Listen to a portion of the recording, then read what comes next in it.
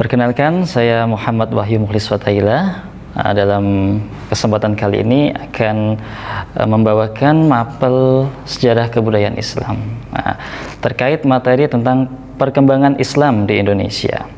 Langsung saja pada materi pertama kita, yaitu proses masuknya Islam di Indonesia.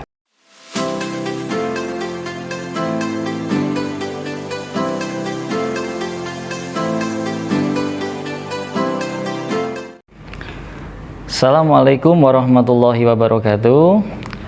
Bismillah, alhamdulillah, salatu wassalamu ala rasulillah, la haula wa la quwata illa billah, amma ba'd. Langsung masuk pada materi yang pertama, yaitu latar belakang masuknya Islam di Indonesia.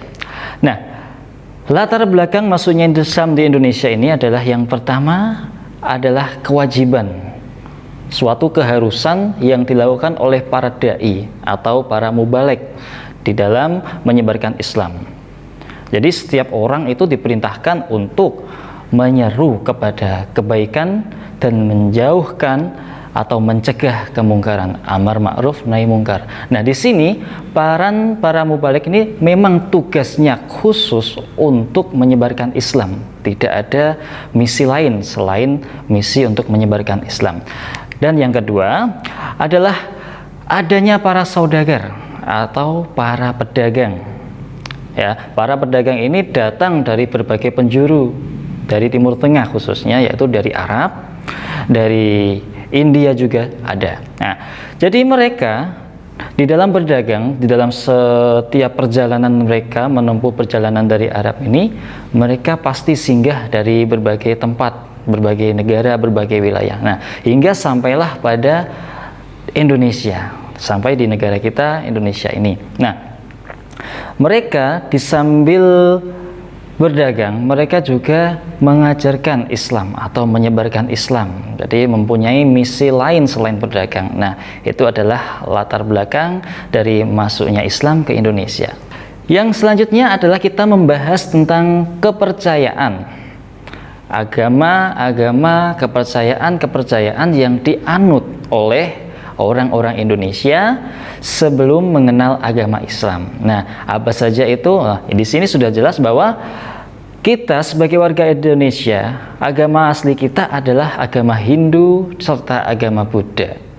Dibuktikan dengan beberapa peninggalan. Pastinya kita sudah tidak asing ya dengan beberapa candi-candi, prasasti, kuil-kuil yang ada di negeri ini yang usianya sudah sangat tua. Kita contohkan saja Candi Borobudur, Candi Prambanan, itu salah satu peninggalan dari Hindu Buddha yang masih ada hingga sampai saat ini.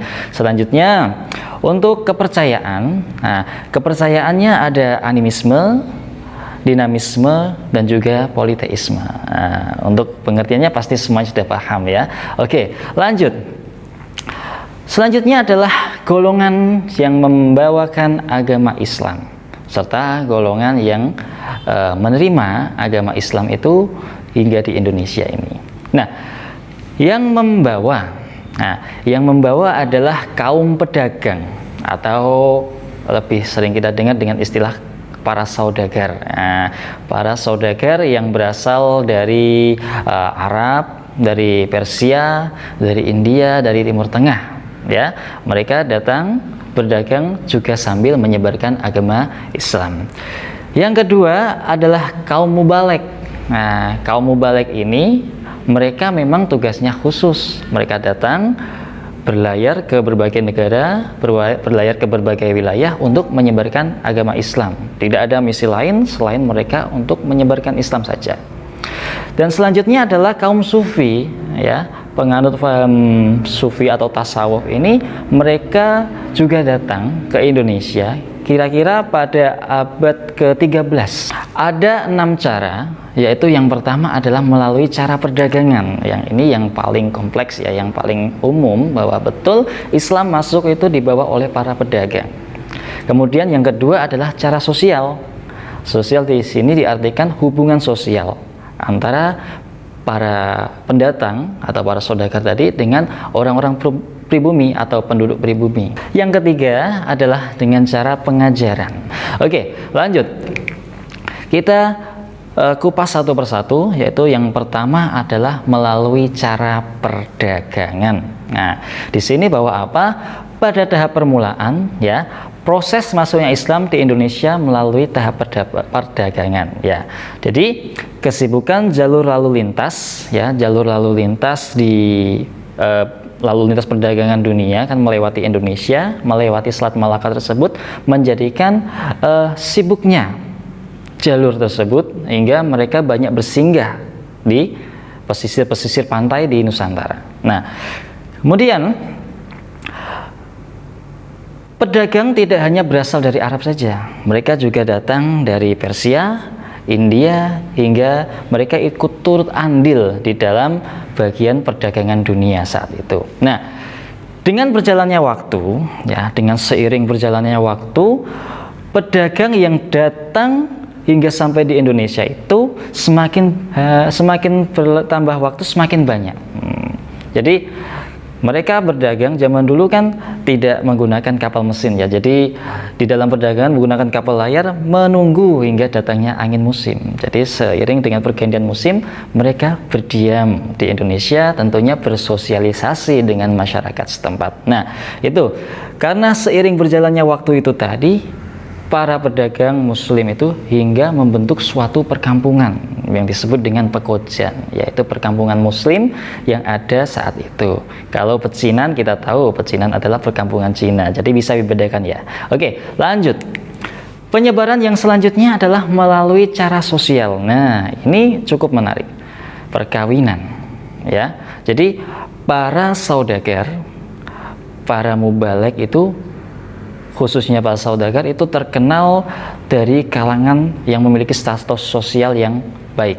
Jadi para pedagang, para saudagar yang berasal dari Arab itu kan pastinya kaya-kaya, kapalnya besar-besar, ya. Itu pasti menarik hati para wanita pribumi, khususnya para putri kerajaan, para permaisuri, anak-anak dari raja, perempuan itu berminat untuk dinikahi oleh mereka. Jadi dipandang dari sudut ekonomi, para pedagang yang datang ke Indonesia memiliki status sosial yang baik, ya, cukup baik, sehingga banyak wanita pribumi, terutama putri bangsawan, tertarik untuk diperistri oleh mereka. Nah, saya lanjutkan saja langsung bahwa kita contohkan saja contoh islamisasi atau proses masuknya Islam masyarakat Indonesia melalui cara perkawinan. Bisa kita contohkan beberapa saja. Yang pertama adalah perkawinan antara Putri Campa dengan Brawijaya kelima, ya, raja dari kerajaan Majapahit yang melahirkan seorang anak yang kita kenal sebagai Raden Patah, ya. Raden Patah yang menjadi raja kerajaan Demak, raja Islam, kerajaan Islam pertama yang ada di Pulau Jawa.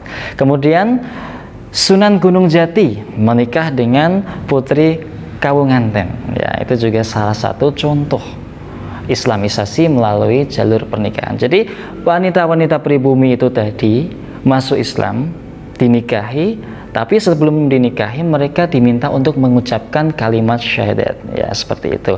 Kita lanjutkan. Yang ketiga, penyebaran Islam melalui metode pendidikan atau pengajaran. Nah, dalam hal ini, pengajaran ini sudah mulai pada fase di mana penduduk Islam sudah banyak. Komunitas muslim sudah banyak, orang muslim Indonesia sudah banyak. Jadi, penyebaran melalui pendidikan ini dilakukan setelah terbentuk masyarakat muslim pribumi. Nah, pendidikan diselenggarakan oleh guru agama, kiai, dan juga para ulama.